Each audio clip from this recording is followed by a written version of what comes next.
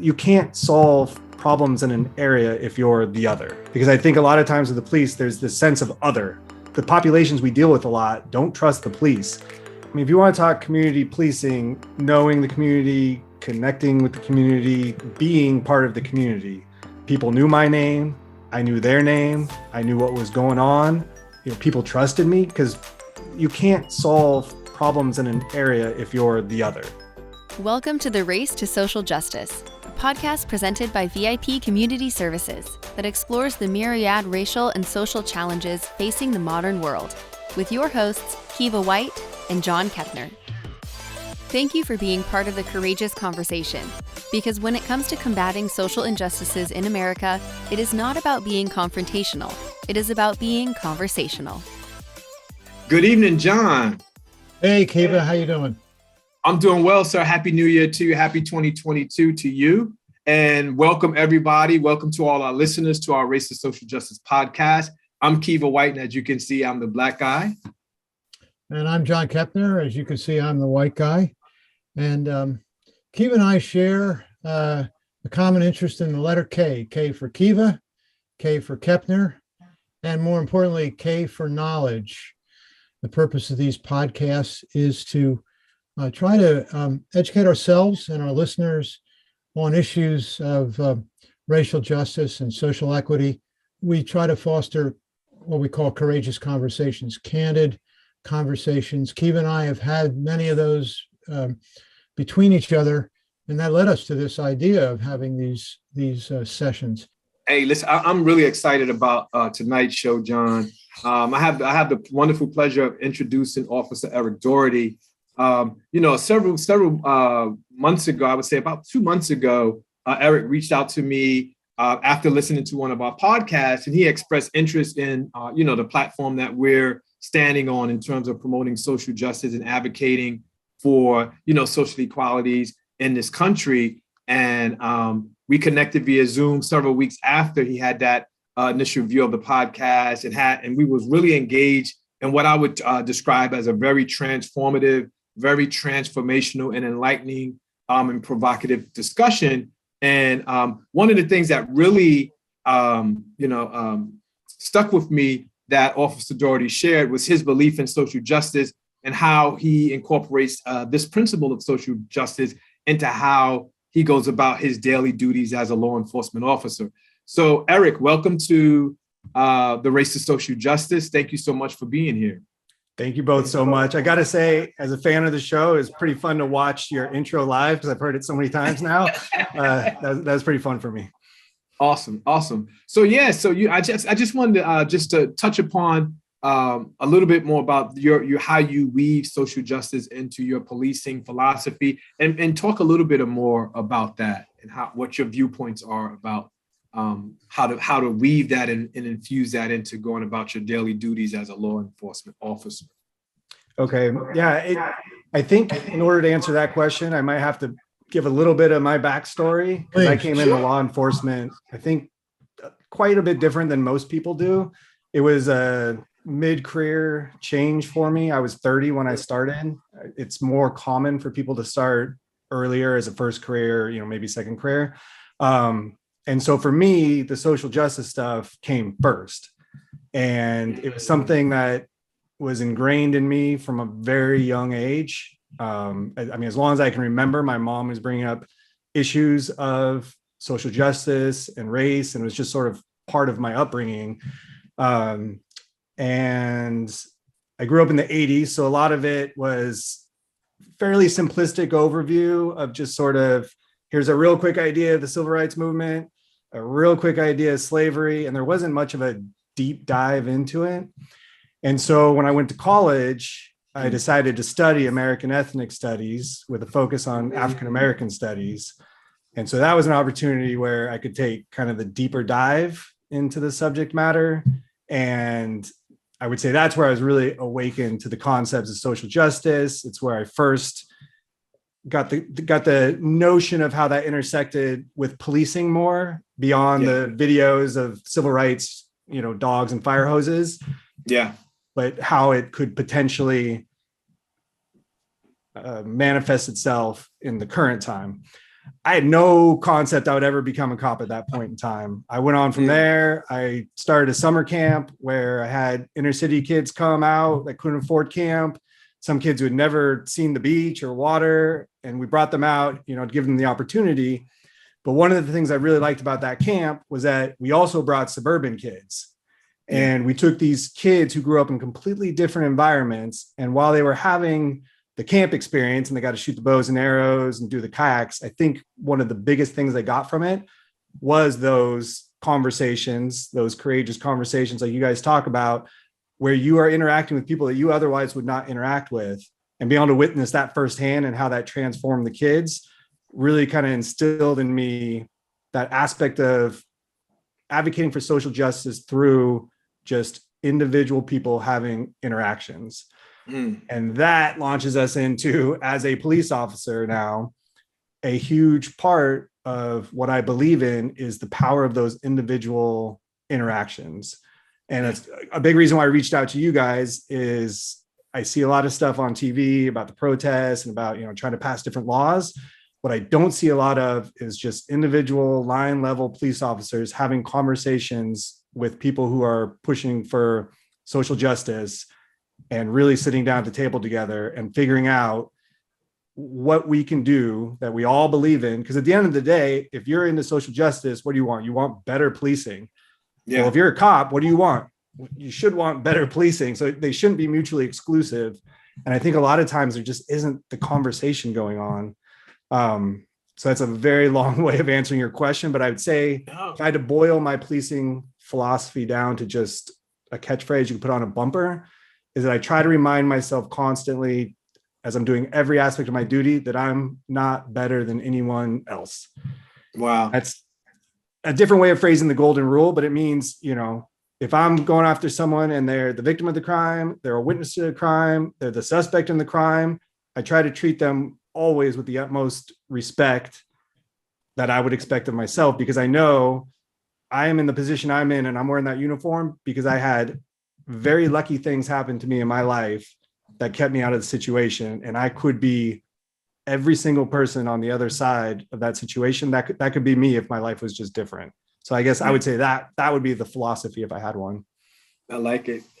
I mean, it's really a nice, humble approach to, particularly in today's time, to serving the public. So we definitely appreciate that. So Eric, let's go a little deeper into your early years before you became a police officer. You mentioned your mom ingrained into this whole idea. Where did you grow up, and tell our listeners where you are now? But let's go back to your family environment and can you give us some tangible examples of what your mom was talking to you about? Yeah, so I'm in the suburban area of Seattle. I grew up there. I've basically been here my whole life in different areas. So just kind of right outside the border of Seattle in the suburbs. When I was growing up, it was much more classically suburban with gentrification. The suburbs are starting to change quite a bit, and, the makeup of who lives there and just kind of what it's like. When I grew up, my schools were mostly white, not, much diversity. And now the same school districts are some of the most diverse school districts in the entire nation. So things have changed quite a bit over time. As far as my upbringing, one of my earliest memories that was transformative for me was I was at Toys R Us, and Cabbage Patch Kids were the hot toy. Yeah. And I was finally going to get one. And we didn't have a ton of money growing up, so this is like a big deal. Like, we're going to get the hot toy. And I'm looking at the Cabbage Patch Kids on the aisle, and you got the white Cabbage Patch Kids and you got the black Cabbage Patch Kids. And I had this moment of realization that I remember to this day. And I mean, I must have been 4 or 5, whenever those things were out. I was pretty young. Yeah. Yeah. And there's this feeling of the weight of the expectation that I would pick this white doll, that carried that meaning. And for some reason in my little 4 or 5 year old self, that felt oppressive is the wrong word, but it just felt like, this thing from outside trying to tell me what to be or whatever. So I picked the black Cabbage Patch Kid. So growing up, I had my black Cabbage Patch Kid. And for me, it just kind of symbolized that notion of, which I don't think I would really fully understand. I mean, I probably don't fully understand, but I would understand more in my college years how much we carry the weight of race, even when we don't realize. And I think as white people, we're not conscious of it all the time, yet it does infuse everything that we do. And that was the big thing for me, is just realizing how much it was a part of us. Because a big thing in that 80s upbringing about race is we're all the same under our skin. Everyone's the same. You know, it was a virtue back then to say you're colorblind. Yeah. I don't see color. Yeah. And I grew up in that way. Okay, yeah, everyone's the same. I'm not seeing any differences. I'm not seeing anything. And it's when I got to college that my Black classmates set me straight. We're like, no, you're not colorblind, and you shouldn't be colorblind. You're like, you're ignoring our experience, and you're ignoring your experience, and really diving into like what it means and how it impacts us, and understanding it when you come into any interaction with another person, that you're bringing that baggage. And to tie it back in with being a cop, if you're a white cop wearing a uniform, you are carrying a lot of baggage. And if you're not conscious of that, every time you interact with the public, and particularly when you interact with people of color, you are missing the boat on understanding what is really going on in that interaction. Wow. Yeah. So how did it go from college, those 10 years until you were 8 years until you became a police officer? What happened that? So after college, I went and worked for a family business for about 10 years. And I was just sort of what I was going to do. I worked with my sister and brother-in-law, and I just kind of got to the point where I was ready for something different. It was a bit of a grind. I had got the job initially thinking it was going to be temporary, and all of a sudden 10 years of my life went by, and I just sat down and looked at careers and jobs and what I might like to do. And I remember sitting at the computer Googling jobs, never having thought of being a police officer. And for some reason, when that came up on the screen, something in my head clicked. And mostly to that point, my view of being a police officer is from the movies and TV and car chases. And, that's very much not me. And I started looking into it a little bit, and it's just sort of, within weeks or a month, I was putting in applications and not looking back. And it ended up being the perfect fit for me. And it went from never thinking about it to doing it in such a short period of time. Wow. So just another final question before we get into the nitty gritty, just for background. Could you tell our viewers and us, sort of what you do on the job? What is your policing role right now? So I'm about to transition, but currently I'm a detective in a special unit. I'm not going into too many details on that and I forgot to put this caveat. I am here speaking for myself and not my department. Yes. So we'll leave that part of it out, but I'm a detective right now. But the unit I'm on, it's a rotational spot. So it was a 5-year rotation, and I'm literally a couple weeks away from going back to patrol. So for the first part of my career, I was a patrol officer. I became a field training officer. So I would have the new officers in the car with me, and I would train them out in the field. And then I became a detective, spent 5 years back there. And now I'm rotating back to patrol here in a couple weeks. Okay. So you've seen different aspects of policing over the last 10 years. Yeah. It's a very different experience to be out there all day, every day, contacting the public versus what I do now, taking a more deep dive into some of the more serious crimes. And it's one of the fun things about a police career is there is so many different things you can do. It's basically like two completely different jobs. Wow. I was reflecting back to our initial conversation. You mentioned trainings, and we were talking a little bit about the way police are trained. And we were talking about de-escalation, because, within the past several years, there's been a lot of, highly publicized incidents of police shootings and police officers being convicted of murder and all these things, utilization of the wrong equipment and mistaking the taser for the gun. And I know we got into some trainings, topic of trainings, and you had mentioned that you also provide educational workshops to schools and stuff like that. Can you talk a little bit about your training as an officer in terms of how are you trained when it comes to, de-escalating a situation, and what kind of, more specifically, what kind of cultural competency trainings, if any, is embedded into your onboarding as an officer to help you learn how to to navigate and work with diverse populations. So I know it's a twofold, like what de-escalation, and then what trainings around cultural competence and diversity do officers receive to manage work, if they work in a highly Black populated community. So I've been a police officer for over 10 years now. So when I got my initial training, it was quite a while ago now, especially if you look in the context of how much change has been happening in the last couple of years. Yeah. And so when I went through the police academy and I was first trained, they were very much of the mindset. They had this saying, ask, make, tell. You ask them once, they don't do it. You tell them. I think I did the ask, tell, make. I said that wrong. Second, you tell them to do it. And then if they're not doing it still, you make them do it. And that was it. It was, there's no, how do you talk them in? How do you get them? It's just, nope, I'm going to ask you to do it. I'm going to tell you to do it. And I'm just going to make you to do it. And so there wasn't a lot of talk about de-escalation in general. It was just, kind of, we're the police. We tell you what to do, you do it. And then we make you do it.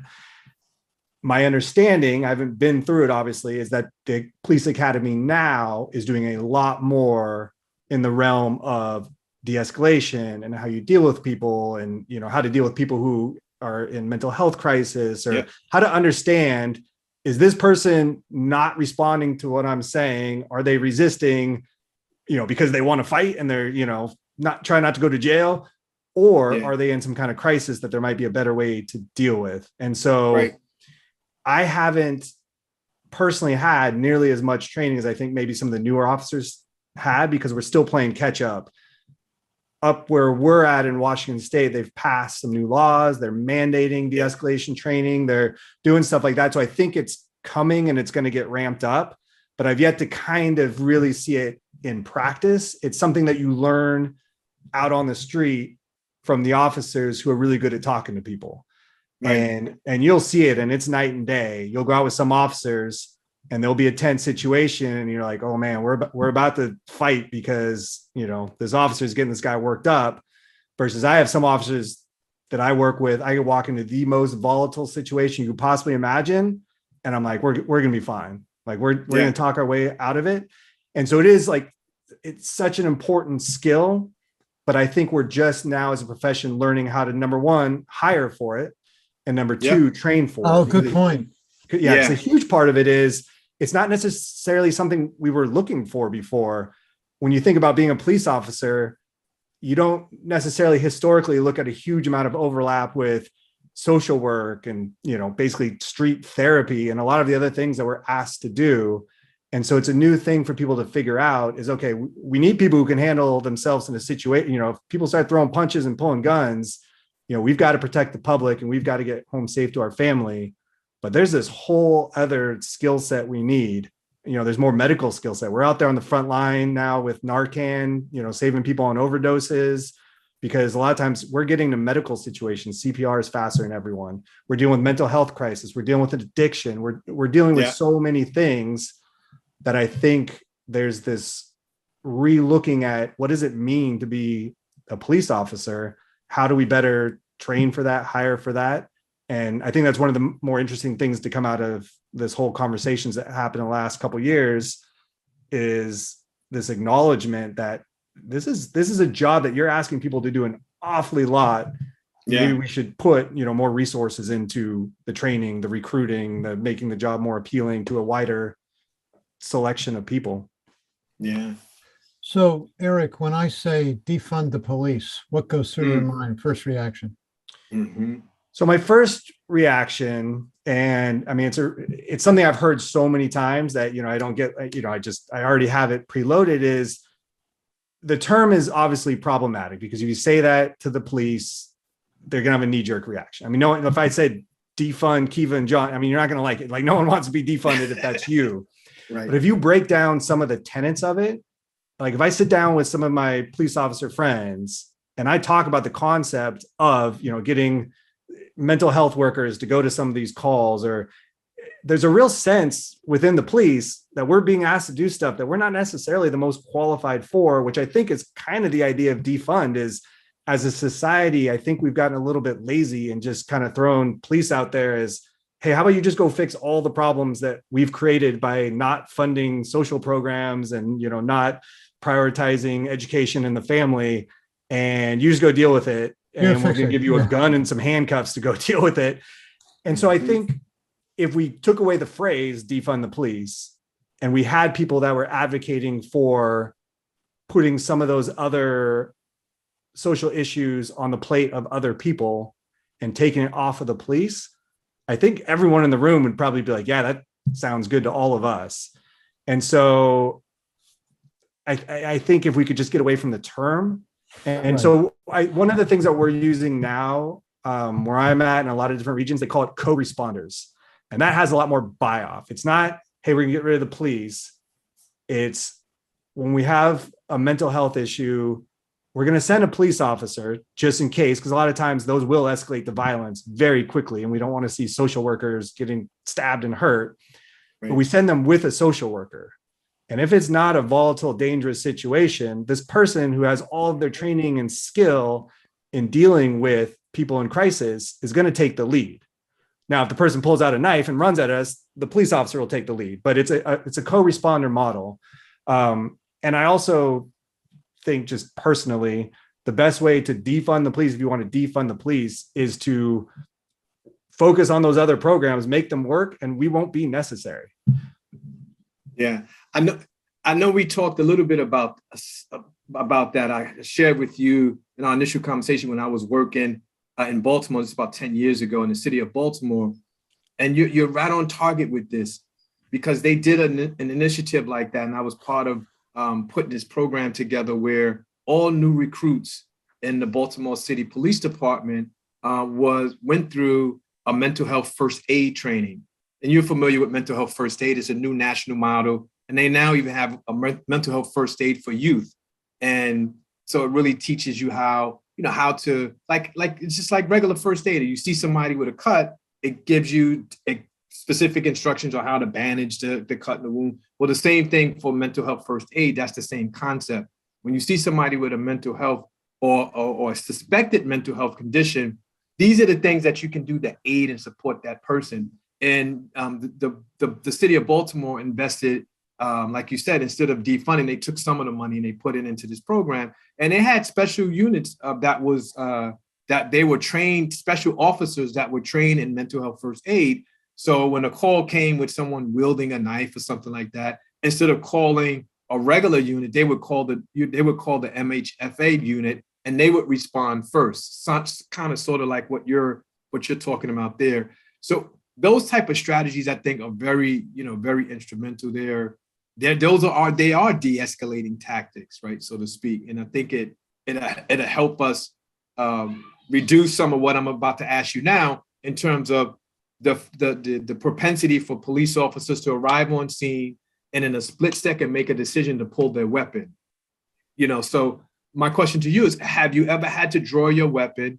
And what was that like for you? Because most of the time where you see these cases, you hear this concept, I feared for my life. And so that was my number one reason that I drew my weapon. So share a little bit about, like, have you ever had to draw your weapon? And under what circumstances would you have to feel that you would have to draw your weapon? Give us an insight on what it's like from a police officer when it comes to something like that.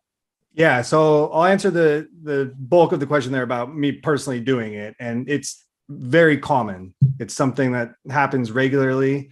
And it's basically anytime you're going in a situation where you think someone might be armed with a weapon, any high risk situation, maybe the person's got a warrant for a violent crime and you're going to go try to arrest them.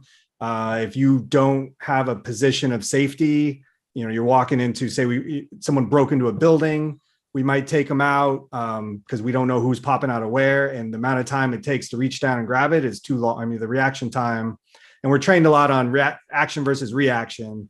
And you realize pretty quickly in the academy, using guns that fire basically like little paintballs or, simulations, if you're not ahead of that curve, you're dead. Like, that's just all there is to it.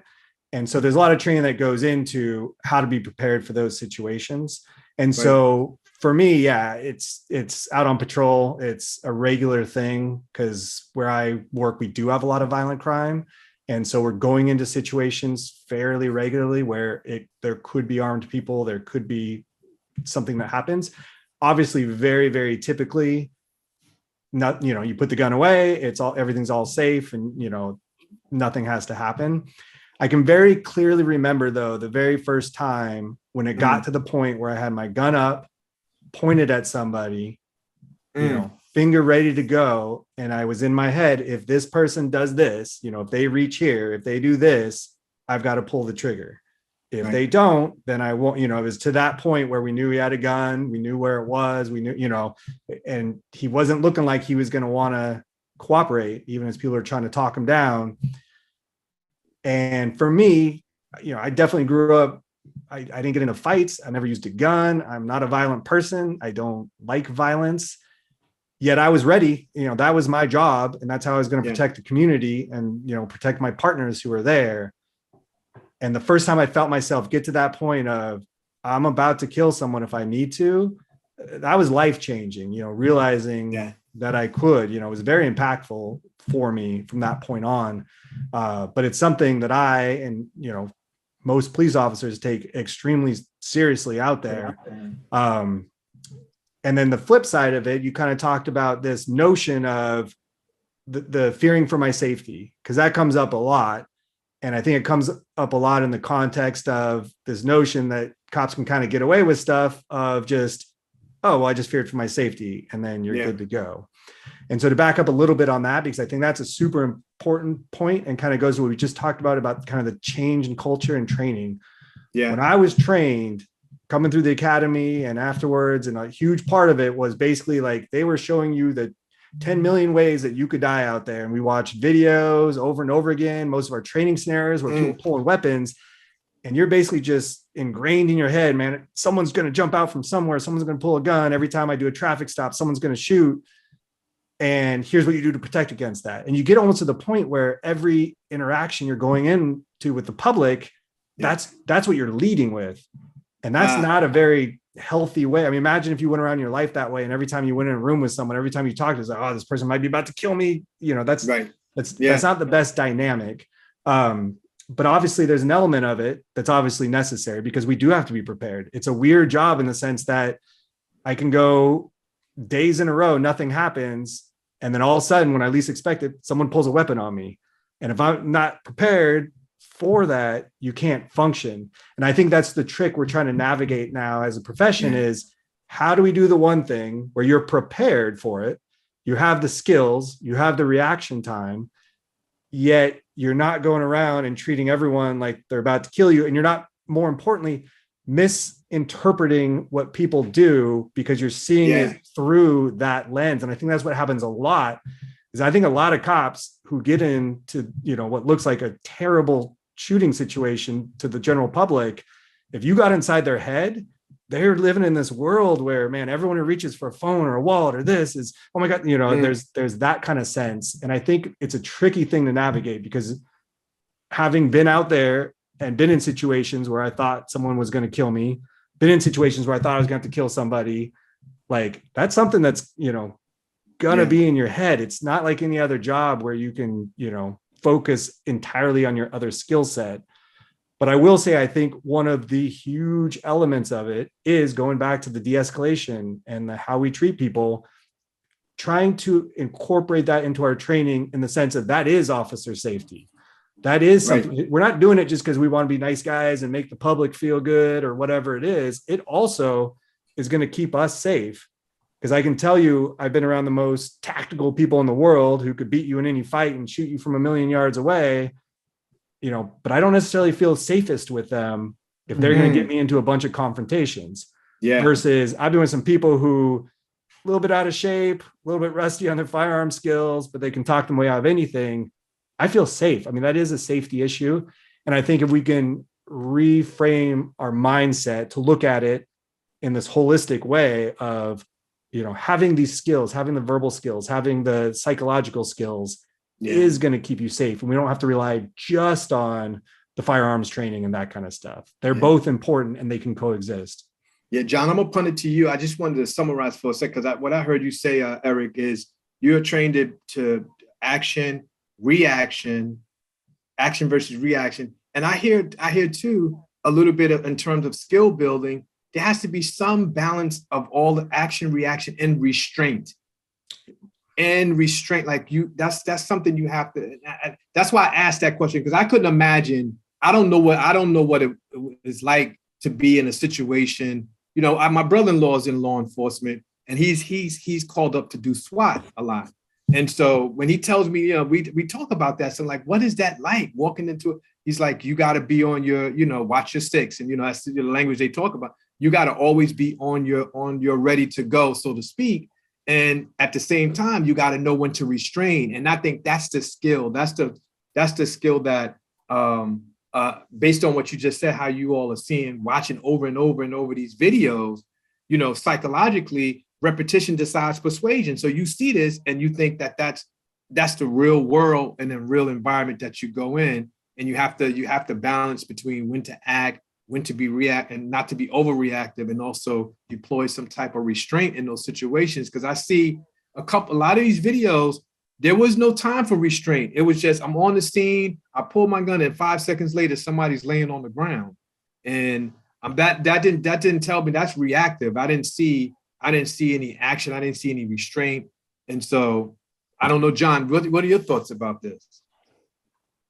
I have so many. No, this is I want to, you know, a couple of comments. Number one is when we were talking about defund the police, that question I kept thinking that maybe, you know, that narrative has really skewed some elements of the public view of the police, but it maybe should be reframed as fund the police and putting the resources where they will be most effective to deal with the issues that you're talking about, Eric. But I kept thinking as you were talking about, so I'm a different, you're my son's generation. They all grew up in the 80s. They're in their 40s. I grew up in the 60s. We had Vietnam, and some of my friends, including my best friend, did 2 tours of duty. And, you know, I was, liberal against the war during that whole period. I've asked him and my other friends that went to Vietnam how they felt when they came home. And they said until 9/11, they were never appreciated. And made me think about the police. So there you are, you've got all of these sort of really great views on what's needed. But you also, when you were talking about what it means to be a policeman, I can never be a policeman. I wouldn't have the courage to do it. I mean, I can't imagine having to go around with that mindset. So I wonder whether, you know, the narrative that we hear ignores that. People can't put, you know, people are not put in their shoes of the policeman. Now, other than what we see on TV, you know, Blue Bloods. But I'm wondering how you personally feel. Do you feel appreciated for what you do? Yeah, I personally do for sure. I mean, the thing is you definitely get a lot of outpouring of support from the public, even during the worst of times when you get a lot of vitriol. There's still a lot of support from the public, and definitely support from my family and friends and, you know, community. And you know, especially when I engage in conversations, because I do have more liberal friends and family in the outside world, and people who might be more prone to have a tougher view of policing, but they hear me talk about it and they hear my philosophy and how I do it, and they're appreciative that I'm out there doing it. I would say that when you say you could never have done it, I don't necessarily think that's true. And I'm speaking as someone who grew up thinking I would never be the person doing it. Okay. And that is one of my big missions now. I've got 9 years left in my career until I retire and probably go do something else. I want to go out in the world and convince people who think they couldn't be police officers to come do it. Oh, good. Yeah. Because one of the problems we have is there isn't a lot of diversity in policing. And I don't mean by skin color or that kind of stuff. I mean, that's an obvious thing. We just look at statistics. Yeah. But I mean, just in the philosophies of policing, in the backgrounds and where you come from. I want to go find people who got their masters in social work and are going out and they're, hey, I want to go out there and deal with people who have addiction and mental health crisis and stuff. And I can say, hey, I know a great job for you where you can do that all day, every day, because we need people like that. And that's one of the things I was most disheartened by when there were all the protests and all this energy behind police reform. Everyone wanted to talk about it. Everyone wanted to march. Everyone wanted to put a hashtag and a profile picture up. But I was looking around at the recruiting line and I was not seeing people who wanted change in policing signing up to be cops. And I think part of that is because this notion of the violent aspect of it, or, we see it in movies. And like I said, the version of being a police officer I saw in movies, I never wanted to be that. I couldn't be that. I've never done a dive roll over the hood of a car in my entire career. But the actual reality of it is in those more difficult situations, you are highly trained to deal with them. We don't go into any volatile situations without a partner. If it's very volatile, I've got a whole team behind me. There are very few times that I've been out there that I actually felt like, hey, this could go bad. Yeah. And I always feel confident that the people around me are going to make it okay. So it's not as scary as people think, but I think that is a big hurdle for a lot of people. And I think particularly if you grow up and you are more liberal and you're more into, peace and love and rainbows and stuff, and you're not the person who grows up, playing with guns and, thinking that's super cool. I think if I can go out there and talk to those people, because the majority of my day is spent having, very real, honest, direct connection and communication with all sorts of members of the community. And if you like that and you want to try to, make a difference and you want to try to help people out and you want, something that's rewarding on a daily basis. When I'm out on patrol, there's none of that grind you get when you're at a desk in the office. Every single call you go on to is a crisis. It's a problem. Yeah. It's the worst day of someone's life. And so if that's how you're inclined, it's endlessly rewarding. And I think a lot of people are missing out on it. And I think our profession is missing out on those people just because of the misconceptions about it. So I am going to go out there and try to convince you and other people to come join me, because, I think if you're interested in this new style policing that I think a lot of people are pushing for, we need people out there who are willing to do it. So come sign up. Nice. Okay, hey, Kiva, when I go down and tell Mimi that at age 75, I'm going to sign up to be a patrol. There we go. I think I'm going to have a little bit of a problem there. But you've talked about some really significant things that we can do. Training and that sort of thing. Are there some models around the country that are there that you can point to that say these things have happened and they're working?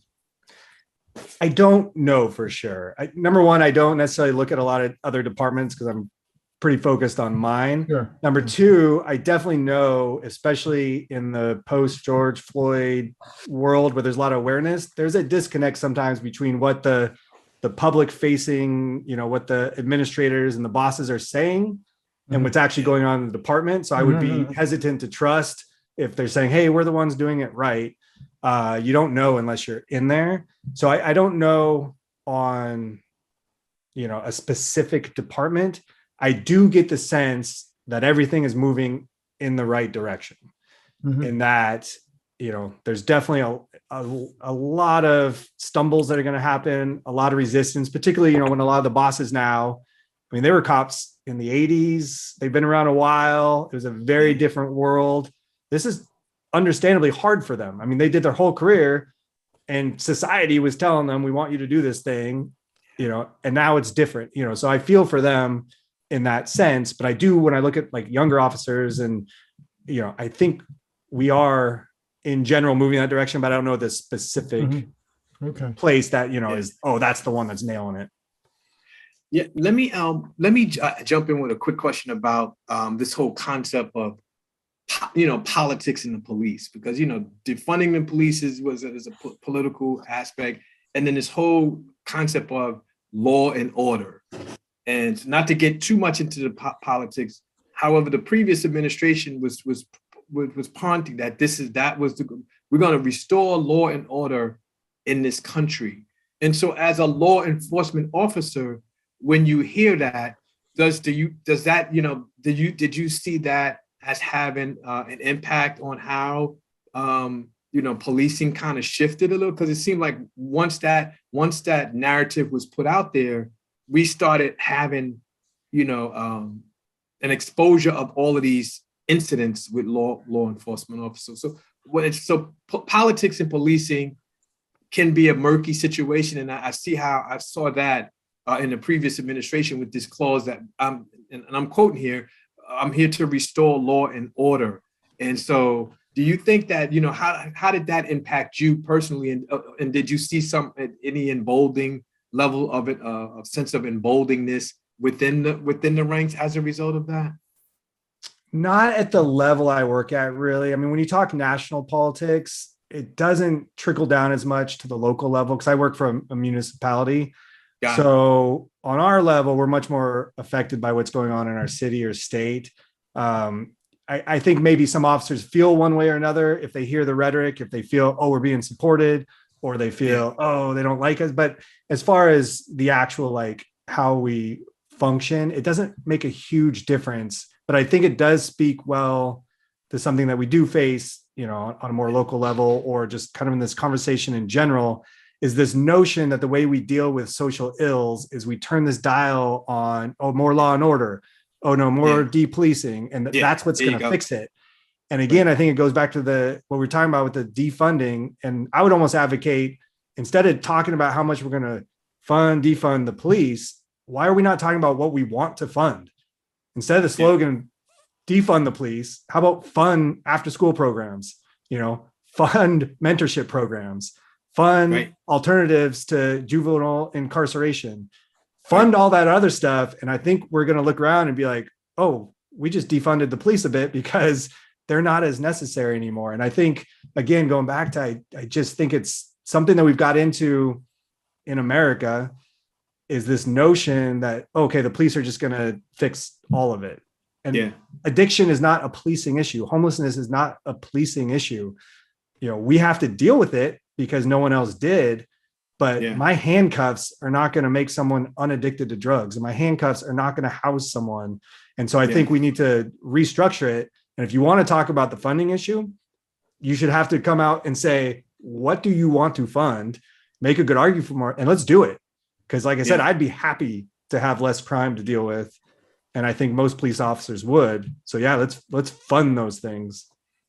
That's a really good point. I like your analogy about the dialing, the shifting of, how police based on some of the political narratives and a rhetoric that's out there. You got defund the police, you got police brutality, you got law and order. And as all of those things tends to shift the way you do the work, but society, the social ills remains the same. There's drug addiction across this country.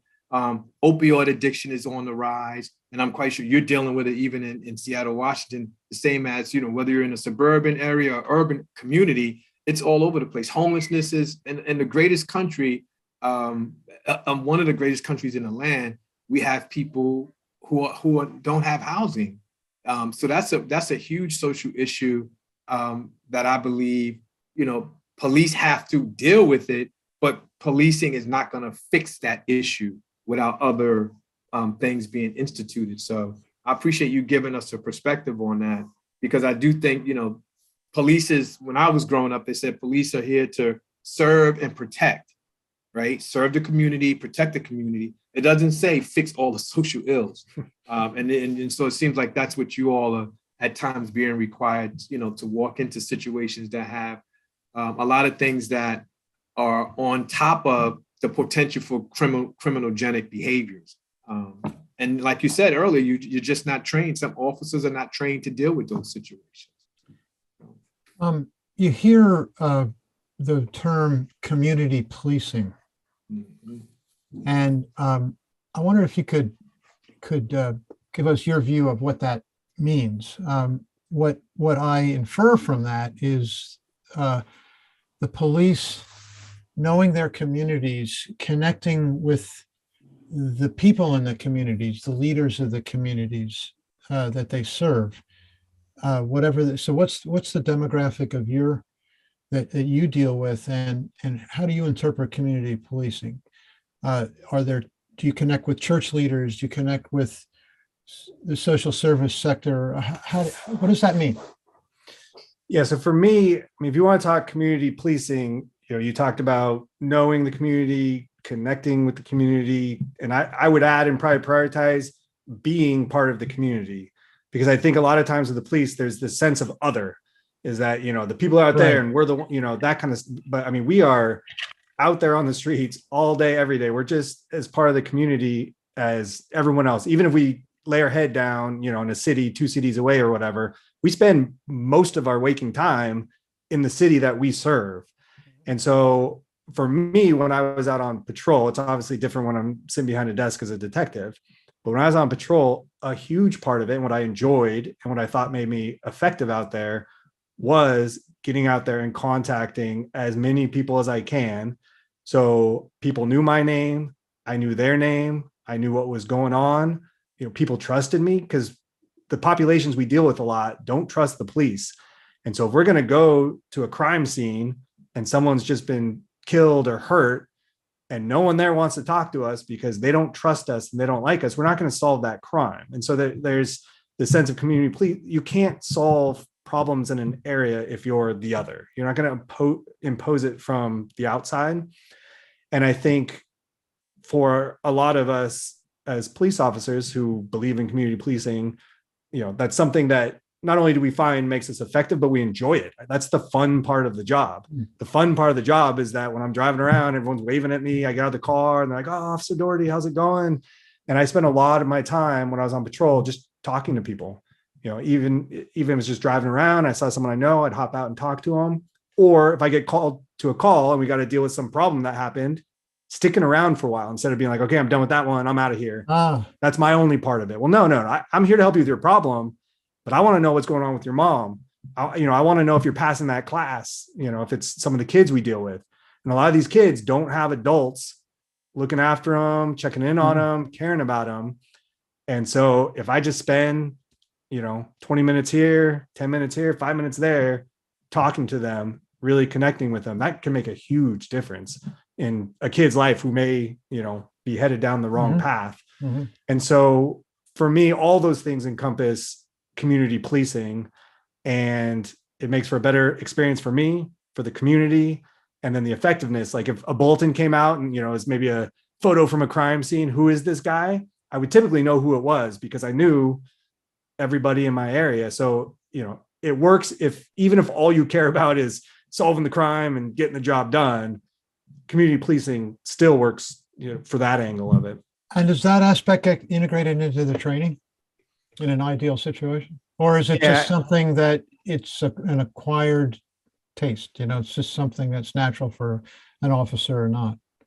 Again, like some of the other stuff, I think it's more incorporated now maybe than it was when I grew up, but it was always something that was talked about.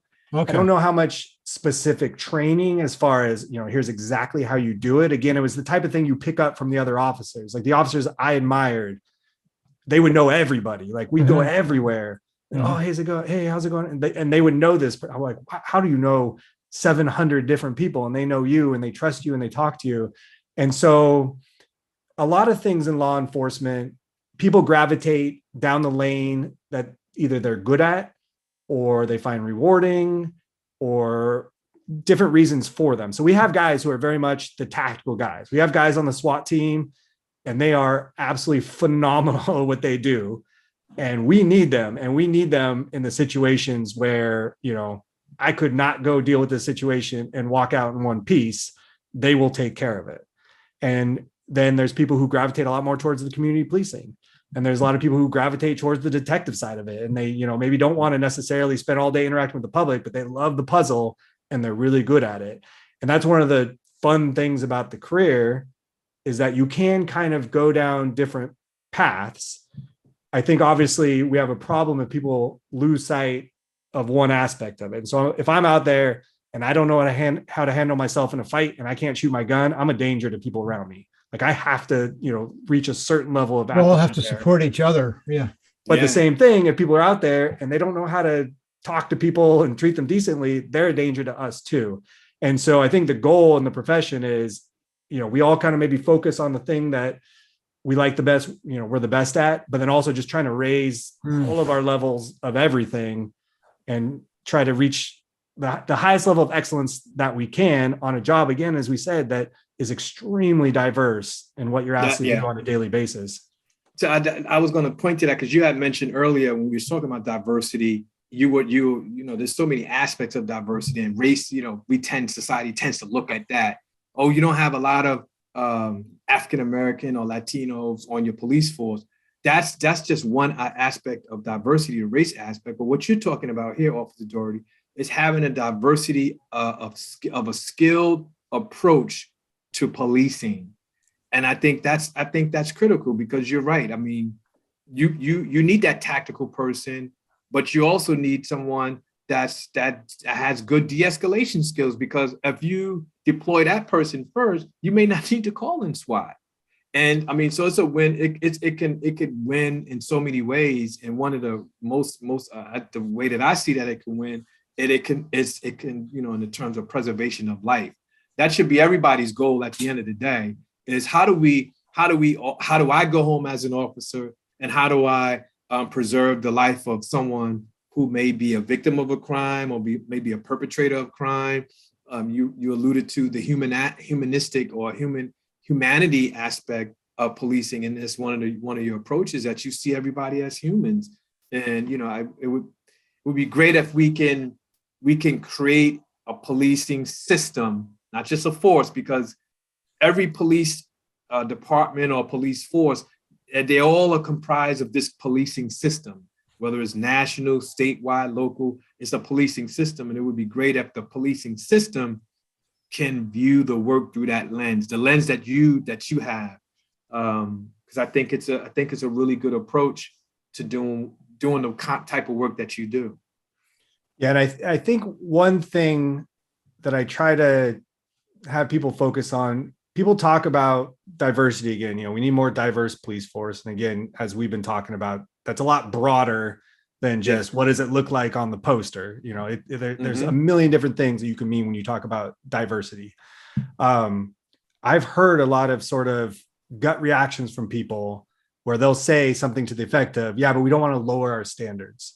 There's this idea that when you seek out diversity, the way you do it is you lower your standards to let more people in, which when I first heard that was so foreign to me, because when I think of diversity, that's raising the standards. Like if you're in an organization and you're looking to be better and you're like, man, we need to cast a wider net. We need to get people with more expertise. Like I'm picturing, more diverse. We got people who speak different languages, people with different backgrounds, people with different, life understandings. We put this all together, man, we're going to be this super team on our police force.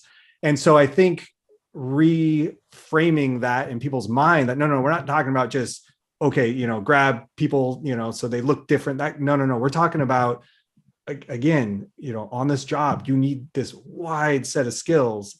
And if you want to find people who can do that, you need to very drastically diversify we need people from all walks of life coming in. I mean, there's even talk now, and this would be unheard of a little while ago, of people with criminal history. If it's long enough ago, under certain things, not if you committed a murder last week, but certain criminal history stuff, because, a person who has come from that life, deeper understanding, understands it. And obviously if they're at our door and they're qualified and they're ready to go, they have overcome it. And that's huge. I would much rather have someone next to me on the street who has overcome enormous adversity, made some mistakes and got to where they got, than someone who's never really faced adversity. And the first time they're facing it is when we're trying to deal with this crisis in front of us. And so I think little things like that people are starting to really rethink, because in the past, if you would have said, oh, we're going to, start allowing people with criminal history, what are you talking about? You're lowering your standards. And I'd argue, no, if they're meeting those qualifications and they have that background and they've come through some stuff and they're at this high level, they're better than someone who just had smooth sailing to get to that level. Yeah. there's that, that whole concept of empathic policing. Like what you describe as someone, of course, murder would probably not make the best, but I get what you're saying, like a misdemeanor or somebody who had some criminal record and it's in the past. Now they have a little bit of empathy, and they can empathize with a person that they may approach on the street that may be recovering from a drug addiction, or and be able to really connect with that person and potentially get them into treatment. Who knows? But you won't know until you try. And I think that the term you mentioned, lower in our standards. I mean, this is probably for a whole nother show. That's when we start getting into that supremacist mindset, and that's that's a bad mindset to have for anybody who's working in the public sector, because we can get a lot, like you said, from all walks of life and different perspectives, only if we would give folks a chance and not because I mean, if you think about setting the standard, is this the standard that we're in now, where we shoot first and ask questions later? I would hate to think that this is the new, this is the high level of standard that folks are talking about maintaining, because people are losing their lives. And we've just come to uncover some of these things because of the advent of technology. So I grew up in New York City, and I grew up in the Bronx, in Brooklyn, and there was a lot of racial tension back then in the 70s and the 80s.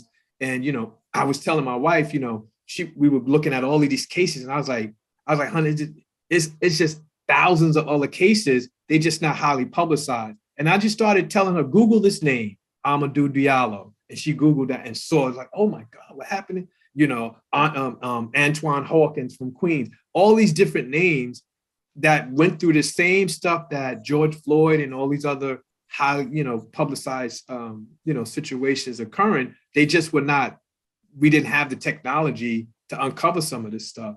So when you think about, your body cam and all that stuff, how do you see technology? Do you see it as being helping in policing or as being a hindrance? Well, to borrow your guys' term, I think knowledge is what it's all about. And I think the more you shed a light on the more knowledge we have about it, it's always going to be helpful, always. And so I think being able to see things is going to serve two purposes. It's obviously going to catch, misconduct and bad actors, but I think also it can be used to kind of illustrate to the public in situations where maybe it was necessary.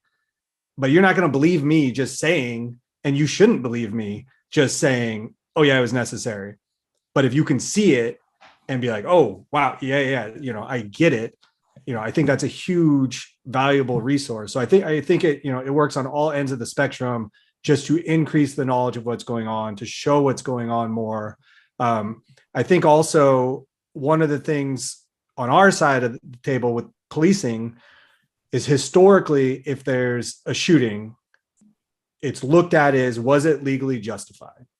And there's a lot of ones that the public don't like that are technically legally justified. And some of the situations are ones where, someone reaches real quick and it turns out to be a cell phone or a wallet, and the cop was there and thought they were going, legitimately thought it was, that there might be something like that. And people may disagree, but legally the courts keep finding, okay, yeah, that was justified. But the question we don't ask enough as law enforcement is, could it have been avoided? Yeah. Right. Could we have done, let's back up. We always look at the moment of the shoot. Yeah. Okay, maybe it was necessary, but could we have done, and we don't look at that very much. And a lot of it has to do with the culture of, we know that officer was in a really tough spot, and there's this hesitance to second guess and judge. Mm-hmm. And, we don't want to criticize, and we don't want someone, oh man, if I have to shoot someone, I want people criticizing me. I think we need to get over that and, really look hard when it happens in a very holistic way and say, okay, yes, by the letter of the law, that shooting was justified. Yeah. But let's back up to the moment you got the call on the radio. Did you wait for a back? Could you have waited for a back? How did you position your car? Just really break it down. And I always use the sports team analogy at my work. If we were a sports team and we wanted to win, we would be watching the game film. We would be criticizing Absolutely. ourselves. That's We would a have good no point. tolerance for sloppiness. Mm. But that's not necessarily the culture in policing, where there's a hesitancy to second guess people. And again, I do think that comes from wanting to give people the benefit of the doubt, because you have been in a lot of hairy situations. It's understandable, Yeah. Yeah. But Yeah. I think but it has to be overcome. it can't exist anymore. So whether there's a reason for it, we need to get to the point where we are our own toughest critics on everything that happens.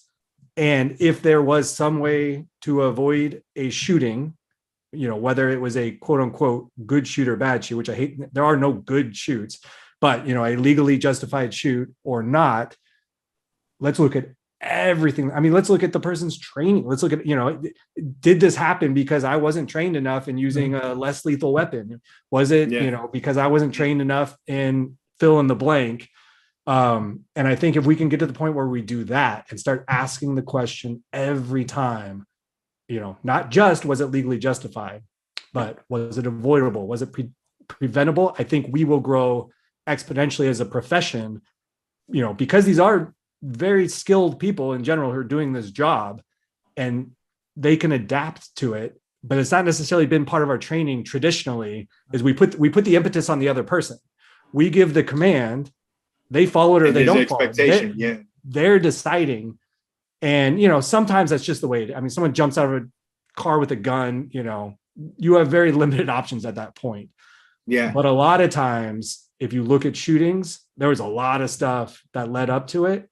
And I think spending a little more time, really self-reflecting on how we can improve that will lower a lot of, even the legally justified shootings, which shouldn't happen either.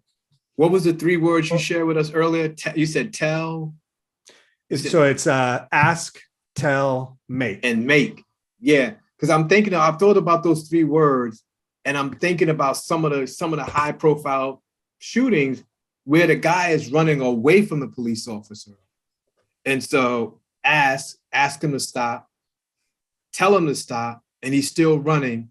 So is the only way to make him stop is to empty out the gun and he's running away from the officer? A lot of those you see, there's not even asking or telling going on. That's a whole different reality than, we're talking about just sort of, someone's loitering in front of somewhere and the business owner asks them to leave, Right. And I think the word that's missing, in the ask, tell, make, because there's a time to ask, there's a time to tell, there's definitely a time to make. Sometimes that's our only option. Yeah, sure. We got to do it. I would add the word in there, connect, because we go in there and, if you don't connect with someone, and I don't know I think you guys are parents. I think you've alluded to that in previous shows. If you're trying to get your kid to do something, you're going to have limited results just kind of yelling at them, barking over and that kind of stuff, versus you take that extra few seconds to connect, to collect, and then direct them.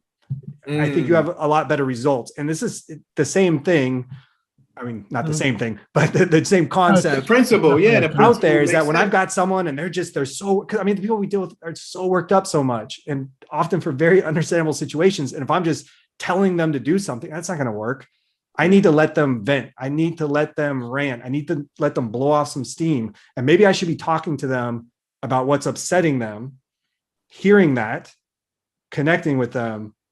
And then I tell them, hey, but you got to go over there and do it because this dude doesn't want you in front of his store anymore. And it's way more successful to do it that way. But again, it wasn't part of the training when I came up. And I think it's being incorporated, and hopefully we're moving in that direction. Time will tell. Yeah. Well, Officer Eric Dougherty, thank you so much. Yeah. Thank you guys. We're beyond our hour, and I hate to stop this. But before we Kiva signs us off, anything we didn't ask that we should have asked that you want to offer? I feel like we could do 20 more of these episodes and not run out of stuff to talk about. That's part of the reason I reached out to Kiva in the first place is there are a lot of conversations going on in the world about policing and social justice, but there's not a lot of conversations of police officers talking about social justice. So I think as a society, we're so far behind that I personally am not going to run out of stuff to say for a very long time. Wow. Well, good. I'm glad to hear that. Well, this was awesome. It's real clear that your mom instilled some real strong roots and foundation in you. She's gonna love that. And we appreciate her because I think that's the way to go. I mean, I always tell people, listen, I may be a licensed social worker, but we're all social workers, because if we all working together to better society and to dismantle injustices or work to improve some type of social disparity, we're all social workers. We're all doing our part to make life a better place for everybody. So we really appreciate you taking the time out to come on on the show, share your perspectives, share your insight, give us a real a mental picture of what it's like to be an officer. And I think I have to agree with John. I don't think I could be it, but I mean, if you was my training officer, I might try.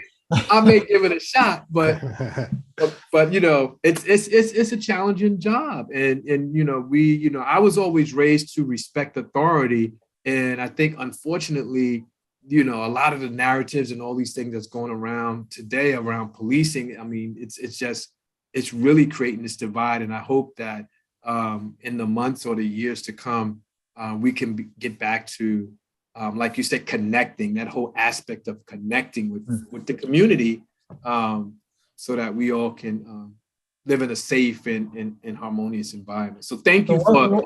What's your mom's name? Therese. Hi, Mama. Therese. Thank you, Therese.